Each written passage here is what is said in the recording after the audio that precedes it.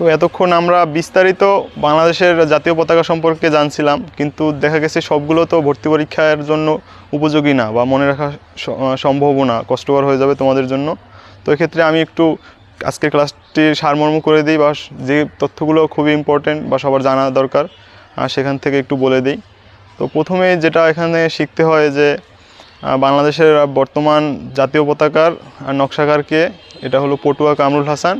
এর সাথে সাথে ওনার সম্পর্কে আরেকটি তথ্য জানা দরকার যে বাংলাদেশের যে জাতীয় প্রতীক এটার নকশাকারও কিন্তু পটুয়া কামরুল হাসান।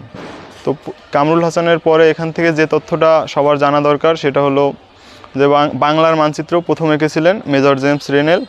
এরপরে আমরা 3 নম্বর যেটা এখান থেকে শিখব যে বাংলাদেশের জাতীয় পতাকা দিবস এটা হলো 2 মার্চ, কারণ ডাকসুর তৎকালীন ভিপি আসাম আব্দুর রব ঢাকা বিশ্ববিদ্যালয়ের বটতলা এলাকায় এটা প্রথম উত্তোলন করেছিলেন।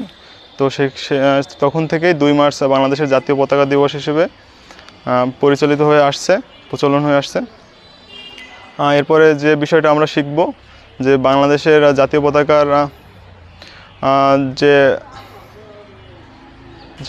বাংলাদেশের জাতীয় পতাকার মাপ, সেটা হলো যদি আমরা সংক্ষিপ্তভাবে বলি যে 5:3:1। এখানে 5 কি, 5 হলো জাতীয় পতাকার দৈর্ঘ্য, 3 হলো জাতীয় পতাকার প্রস্থ এবং 1 হলো জাতীয় পতাকার দৈর্ঘ্যের সাথে সংশ্লিষ্ট করে। যদি 5 ভাগ হয় দৈর্ঘ্য তাহলে 1 ভাগ হবে জাতীয় পতাকার মধ্যে লাল অংশটা। তো এখানে আরেকটু আমরা জেনে রাখি যে জাতীয় পতাকার তো 3টা লাল সবুজ নিয়ে গঠিত, 2টা অংশ নিয়ে। তো এখানে লাল দিয়ে কী বোঝায় এবং সবুজ দিয়ে কী বোঝায়? সবুজ দিয়ে বাংলাদেশের যে চিরায়িত সবুজ রূপটাকে এবং তারুণ্যের প্রতীককে বোঝায়, এবং লাল অংশ, লাল বৃত্তাকার ভরাট অংশটি দিয়ে 1971 সালে যারা দেশমাতৃকায় স্বাধীন হয়েছিলেন তাদের রক্তের রং ছিল লাল, এই লাল অংশটি দিয়ে তাদের এই রক্তের এবং বীরত্বের প্রতীককে বোঝায়। আর একটি বিষয় যেটি শিখব যে প্রথম বিদেশি হাইকমিশন হিসেবে পশ্চিমবঙ্গের কলকাতাস্থ হাইকমিশনে বাংলাদেশের পতাকা উত্তোলন করা হয়, এবং বাংলাদেশের হলুদ মানচিত্র খচিত প্রথম মানচিত্র এঁকেছিলেন কুমিল্লার শিবনারায়ণ দাস।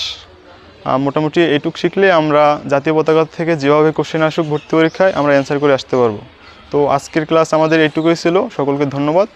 পরবর্তী ক্লাসের জন্য আমাদের পেজের সাথে সংযুক্ত থাকুন।